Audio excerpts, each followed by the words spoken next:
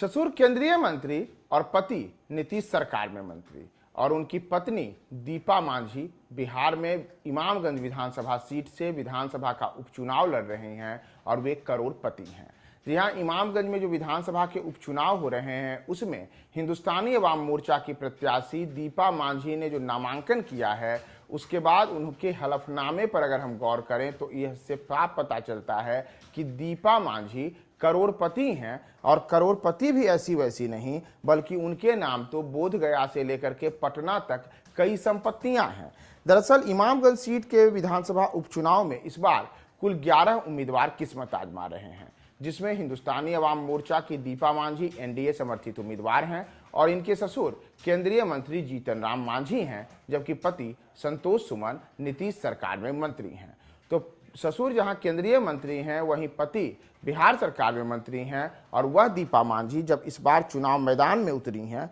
तो उन्होंने बताया है कि वर्ष 2024-25 के दौरान जो उन्होंने रिटर्न्स फाइल किया था वह इनकम टैक्स रिटर्न 11,67,000 रुपए का था। और इतना ही नहीं, अगर हम इनकी संपत्तियों की बात करें तो बोधगया से लेकर के पटना तक में 4 स्थानों पर इनके नाम से अलग अलग संपत्तियां हैं और इसकी संपत्ति जो कुल कीमत है उसमें गया की संपत्ति 2,82,00,000 रुपए की है, जबकि पटना में जो फ्लैट है वह 1,73,00,000 रुपए का है। तो दीपा मांझी विशुद्ध करोड़पति हैं। इतना ही नहीं, दीपा मांझी ने जो अपना डेटा पेश किया है उसमें उन्होंने बताया है कि वह सोना चांदी की भी शौकीन है और उनके पास 38 लाख रुपए मूल्य का 475 ग्राम सोना है, जबकि करीब 1 लाख रुपए मूल्य के उनके पास चांदी है। इसके अतिरिक्त दीपा ने बताया है कि उनके पास जो कुल नगद है वह नगद 40,000 रुपए के तौर पे है। साथ ही साथ उन्होंने 26 लाख रुपए के पर्सनल लोन भी ले रखे हैं और इनके अगर कुल लेन देन यानी कि टोटल वैल्यूज की हम बात करें तो यह पिछले वर्षों में 77,76,269 रुपए रहा है, जिसे उन्होंने अपने हलफनामे में पेश किया है। साथ ही साथ उन दीपा मांझी ने यह भी बताया है कि वह मूल रूप से अतरी विधानसभा क्षेत्र के अंतर्गत से आती हैं और दीपा मांझी के पास आधा दर्जन बैंकों में अलग अलग बैंक अकाउंट्स हैं और इन बैंक अकाउंट्स में 70 लाख रुपए के फिक्स्ड डिपॉजिट भी दीपा मांझी के नाम है। साथ ही साथ दीपा मांझी एक पढ़ी लिखी महिला है और उन्होंने पोस्ट ग्रेजुएट तक की पढ़ाई की है। तो दीपा मांझी के मुकाबले जहां यहाँ राष्ट्रीय जनता दल ने राजेश मांझी को उम्मीदवार बनाया है, तो अगर हम उनकी बात करें तो इमामगंज से राजद उम्मीदवार रोशन कुमार उर्फ राजेश मांझी मात्र इंटर पास हैं।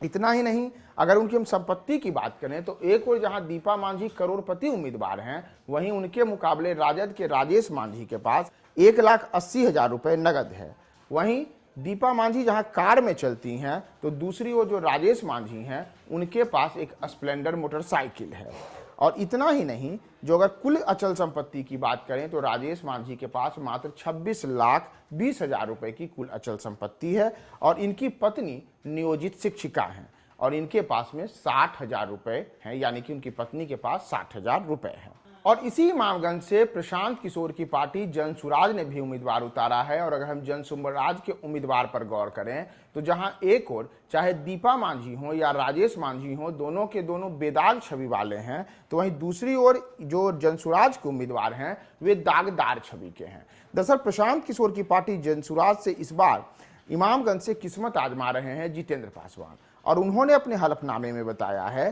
कि उनके पास 1,10,000 रुपए नकदी है, तो इनके खिलाफ एक मुकदमा भी चल रहा है, यानी कि जितेंद्र पासवान दागदार छवि वाले हैं। साथ ही साथ एक रॉयल बुलेट से जितेंद्र पासवान चलते हैं जिसकी कीमत 1,57,000 रुपए बताई गई है। इनके पास करीब जो सोना है उस सोने की कीमत 1.5 लाख रुपए के आसपास है। साथ ही साथ 17 कट्ठा जमीन के मालिक भी जितेंद्र मालिक हैं और जितेंद्र पासवान के पास जो उनकी शिक्षा दीक्षा है वह मात्र इंटरमीडिएट हैं, लेकिन इंटरमीडिएट होने के बाद भी वे समाज सेवा के साथ साथ रजिस्टर्ड चिकित्सक के तौर पर ग्रामीण चिकित्सक की भूमिका में अपनी सेवाएं दे रहे हैं। तो इमामगंज के जो तीनों प्रमुख उम्मीदवार हैं, उन तीनों प्रमुख उम्मीदवारों में एक और हिंदुस्तानी अवाम मोर्चा की दीपा मांझी करोड़पति ही बताई गई हैं, तो दूसरी ओर राजेश मांझी जो राजद से किस्मत आजमा रहे हैं, उनके पास 26 लाख रुपए की संपत्ति है। तो तीसरी ओर जो जनसुराज के कैंडिडेट्स हैं